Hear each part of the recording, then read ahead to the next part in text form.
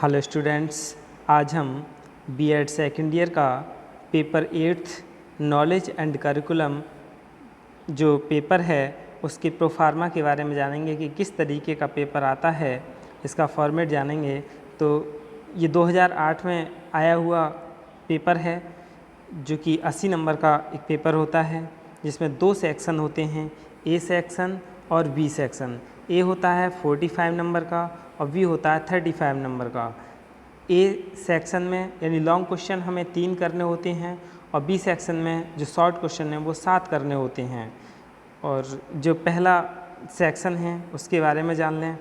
पहले सेक्शन में क्या है, जो कि प्रत्येक प्रश्न 15 नंबर का है और हमें करने कितने होते हैं, 3 क्वेश्चन करने होते हैं, दीर्घ उत्तरीय टाइप के होते हैं।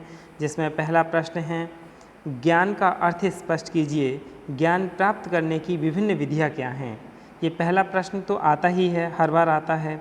इसके बाद अगला प्रश्न है, दूसरा प्रश्न, अवसरों की समानता तथा सामाजिक न्याय से आप क्या समझते हैं, हमारी शिक्षा प्रणाली में ये मूल्य कहाँ तक समाविष्ट हैं। इस तरीके का प्रश्न आता है। अगला तीसरा प्रश्न है, पाठचर्या से आप क्या समझते हैं, विद्यालयों में पाठचर्या की आवश्यकता एवं महत्व का वर्णन कीजिए। 3 प्रश्न हो गए। चौथा प्रश्न है, पाठ्यचर्या निर्माण के क्या निर्धारक तत्व हैं, राष्ट्रीय स्तर पर पाठ्यचर्या निर्माण की क्या प्राथमिकताएं हैं। 5वां प्रश्न है, पाठ्य पुस्तकों के मूल्यांकन के क्या मापदंड हैं, माध्यमिक स्तर पर किसी विद्यालय विषय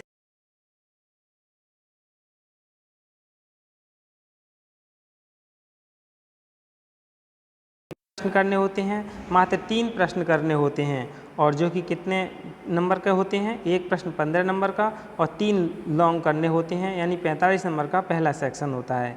इसके बाद अब हम दूसरे सेक्शन के बारे में जान लें कि दूसरा सेक्शन में किस तरीके के प्रश्न आते हैं। इसमें क्या है, इसमें हमें 5 प्रश्न करने होते हैं और प्रत्येक प्रश्न 7 नंबर का है, यानी 7 नंबर का 5 प्रश्न, यानी 35 नंबर का दूसरा सेक्शन है। तो पहला प्रश्न देख लें किस तरीके का आता है, यानी शिक्षक की जवाबदेही से आप क्या समझते हैं, व्याख्या कीजिए। बाल केंद्रित शिक्षा के संप्रत्यय को स्पष्ट कीजिए, प्रजातांत्रिक शिक्षा के दृष्टिकोण की व्याख्या कीजिए। 3 प्रश्न हो गए। चौथा प्रश्न, यानी भारतीय संदर्भ में कोर पाठचर्या के महत्व की व्याख्या कीजिए। और 5वां प्रश्न है, पाठचर्या निर्माण के विभिन्न सिद्धांतों का संक्षेप में वर्णन कीजिए। यानी ये 5 प्रश्न हो गए।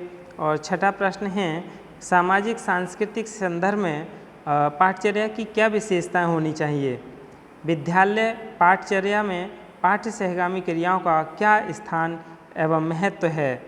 और 8वां प्रश्न है, राष्ट्रीय पाठचर्या पाठ्यक्रम संरचना यानी NCF नेशनल करिकुलम फ्रेमवर्क, ये 2005 की प्रमुख विशेषताओं का संक्षेप में वर्णन कीजिए। यानी NCF 2005 आता है। तो इस तरीके से 8 प्रश्न में से या 7 प्रश्न में से हमें कितने करने होते हैं, 5 प्रश्न करने होते हैं। और यही क्या है, नॉलेज एंड करिकुलम का प्रश्न पत्र है। इसी टाइप का प्रश्न पत्र आता है। धन्यवाद।